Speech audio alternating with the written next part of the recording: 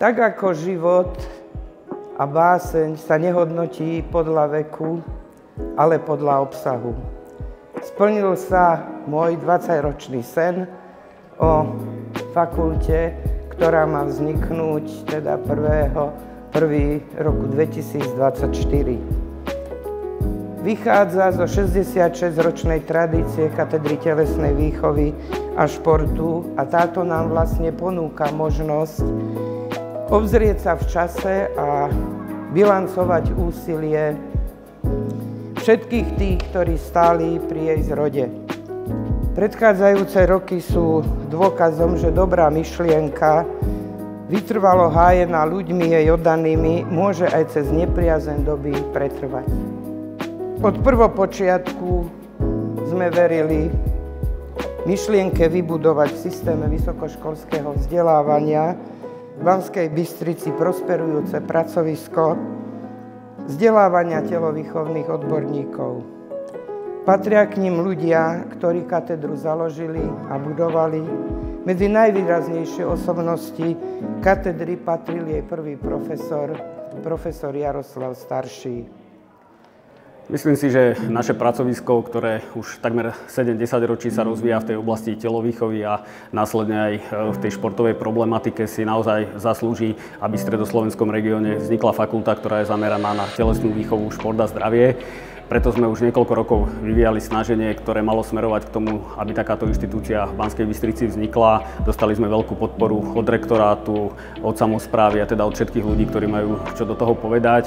Verím, že tak ako v minulosti sa nám darilo vychovávať trénerov olympijských víťazov, študovali u nás aj olympijskí víťazi, medailisti z majstrovstiev sveta a majstrovstiev Európy, že rovnako aj naďalej budeme mať špičkových študentov, špičkových absolventov, ktorí sa budú vedieť realizovať či už ako učitelia v školskej telesnej výchove, alebo budú to naozaj tí nasledovníci, čo sa týka tej trénerskej práce a teda prípravy špičkových športovcov. Myslím, že Banská Bystrica je určená na to, aby mala takéto pracovisko. Je tu prvá športová škola v Československu, je tu vojenské športové centrum a je tu naozaj špičkové športové zázemie. V súčasnosti máme vybudovanú špičkovú ambulanciu telovýchovného lekárstva, jeden z najlepších certifikovaných štadiónov atletických na Slovensku. Verím, že sa dočkáme aj lepšej infraštruktúry, čo sa týka gymnastiky. Máme výborné zázemie na športové hry, výborný bazén, takže myslím, že toto pracovisko naozaj má tú dispozíciu na to, aby splnilo svoj účel a patrilo medzi špičkové pracoviská nielen v rámci telovýchovného vzdelávania, ale v tom celom vysokoškolskom priestore na Slovensku. To oprávnenie, prečo fakulta telesnej výchovy, športu a zdravia práve v Banskej Bystrici, myslím, že je veľa argumentov.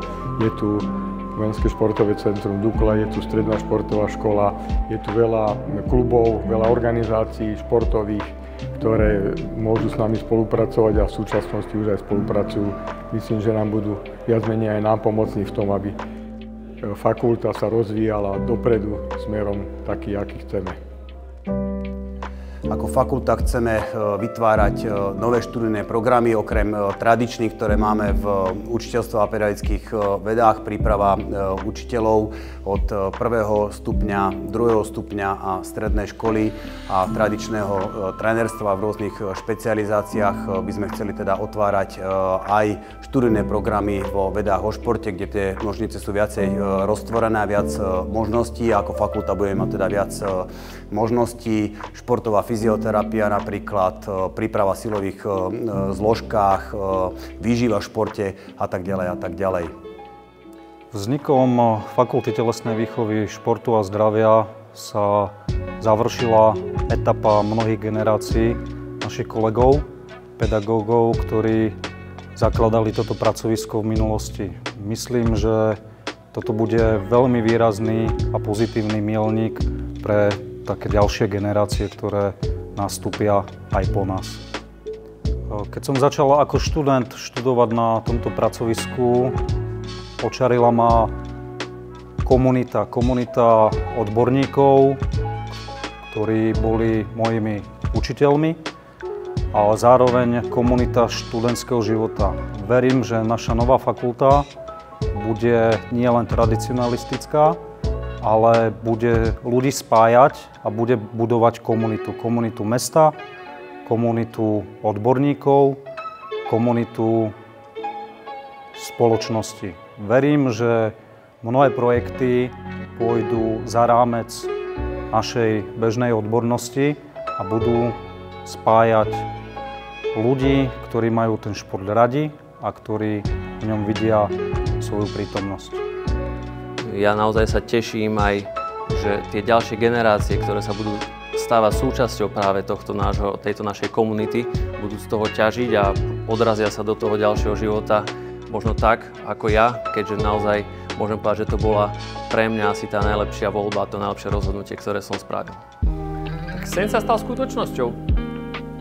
Pracovisko má veľký potenciál, je už iba na nás, aby sme naložili s tým, ako sa patrí a využili ten potenciál pre rozvoj telesnej výchovy a športu na Slovensku.